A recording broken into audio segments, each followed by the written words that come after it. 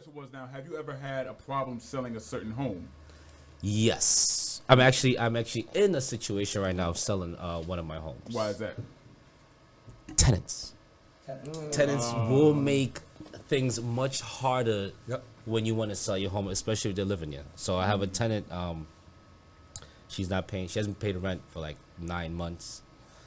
Of course, blaming COVID, the courts has been closed. Mm-hmm. You know, I had bought this property pre-COVID. That's Maryland, right? Yeah, Maryland. So all the numbers shot up.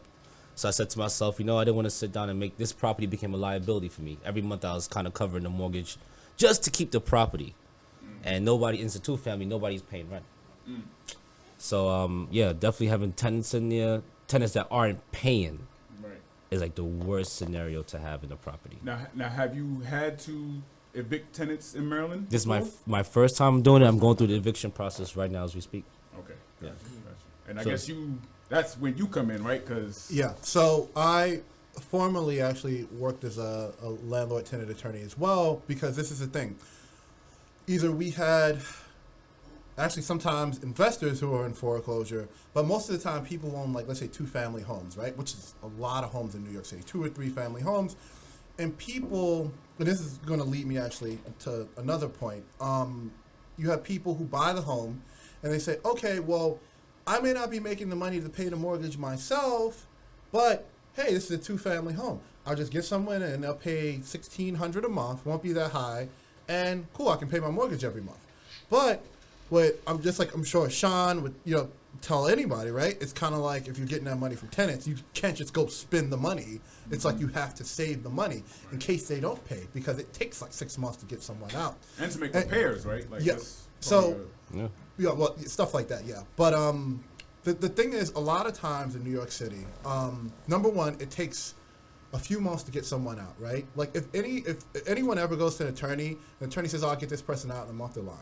Like, it's not going to happen, because first time you go to court, they're going to give the person adjournment. You can come back in another month.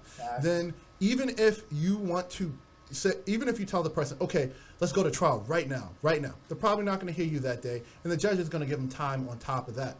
So most of the time, to tell you the truth, the smartest way to do it was go to court, try first time in court, try to settle it, right? Okay, you'll leave in a few months, you don't have to pay rent, just take your stuff and leave by the state, right? Or what a lot of investors would do, let's say if they wanted to clear a house, we would basically just take these people to court, first time in court, say, hey, look, can you be out in 30 days? This person's going to give you this amount of money, right? Because I guess it's baked into their calculus. And so they would say, okay, so you want to move to Florida? You need this amount to move to Florida? Okay, fine, we'll give you this amount, because then they know that the wheels. Yeah, because then they're going to rehab and flip it or do whatever they're going to do. It's cheaper to pay them out, fly them out to Florida. No, exactly, and that's what happens in a lot of situations too. Gotcha.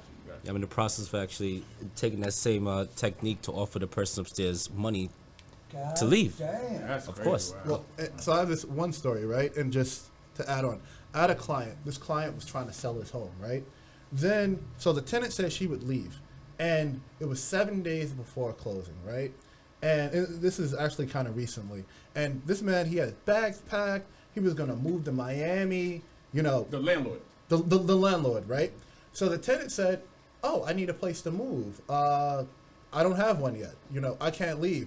So he couldn't close on the home until that happened, right? So basically what I had to do in this situation, and I wasn't doing landlord-tenant work at the time, I had to call the lady up and say, look, he's going to give you this amount. And the landlord was like, oh, no, I don't know if I want to give her this money. I'm like, follow my advice.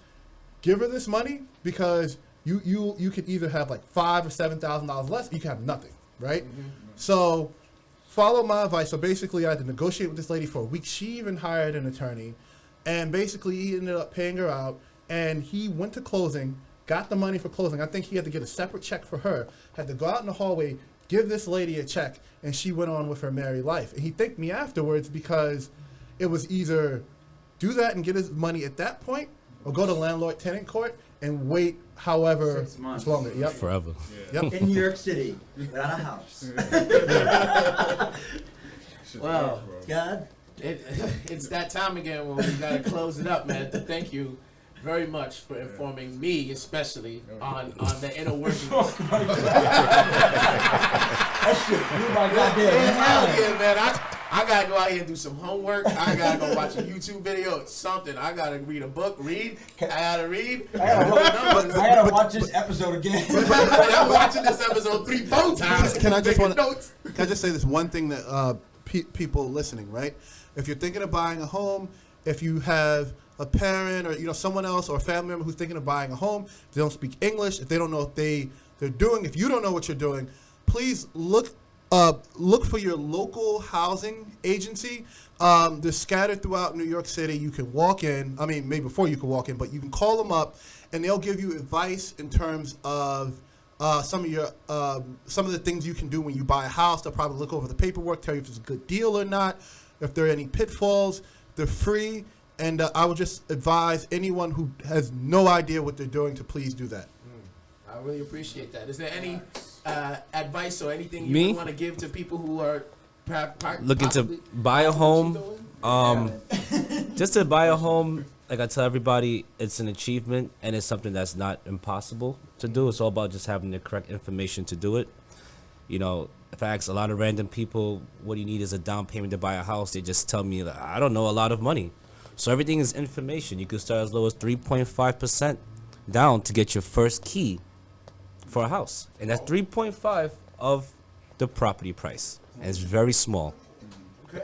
Everything boils back to math. So do your math homework. Yes. Read and do math. Read and do Hey math. kids, remember those math problems? We back. Remember when I was asking you how many watermelons he had? You gotta do the homework. Back, motherfucker.